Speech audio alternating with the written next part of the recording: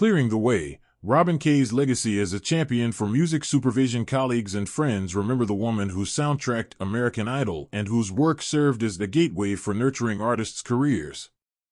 The entertainment industry remains deep in mourning over the death of Robin Kaye, the longtime music supervisor for American Idol, who was found murdered along with her husband, Thomas Deluca, in their home in an apparent double homicide.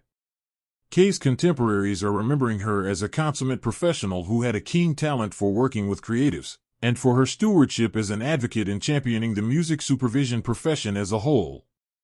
She was a fierce advocate of supervisors. She was a smooth, pragmatic, and calming presence to all of us. Veteran producer and a founding member of the Guild of Music Supervisors Jonathan McHugh tells The Hollywood Reporter.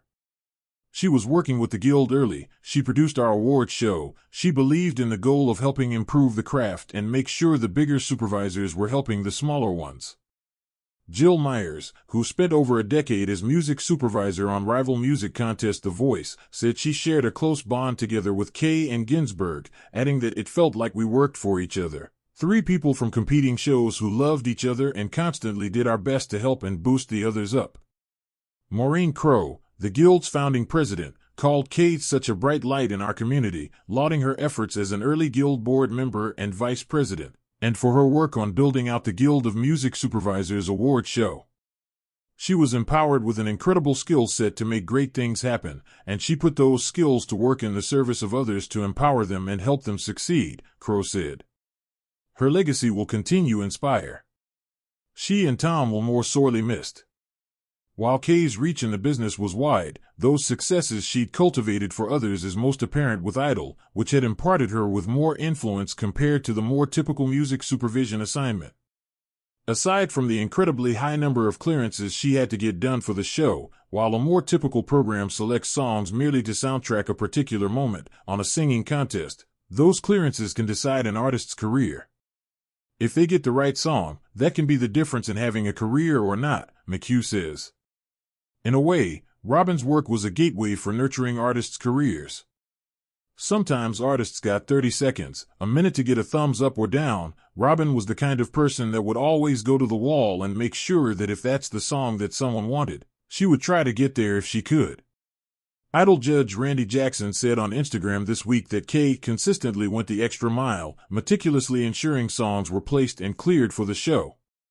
One of her more famous cases was securing Led Zeppelin's Whole Lotta Love for Adam Lambert in 2009, a notable success given how notoriously protective Zeppelin is about permitting its music for use on film and TV.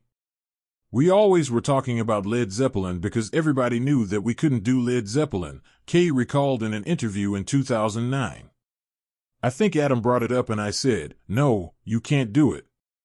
When we started really seeing how talented Adam was, I had a feeling they would consider him.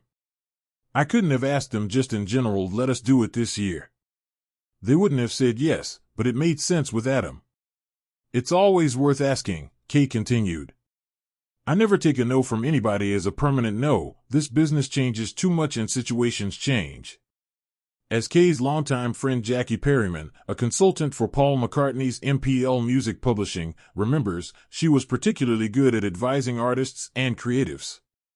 She could really help find music for the younger kids who maybe didn't know the older songs.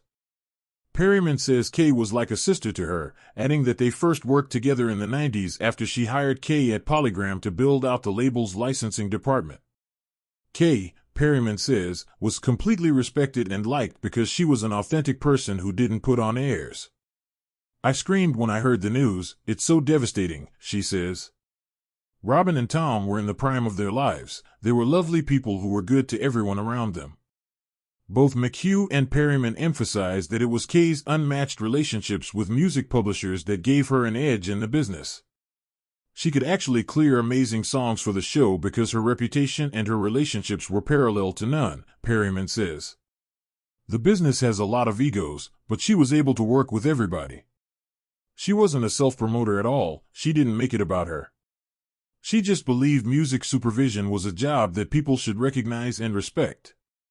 And she loved artists, and she loved music.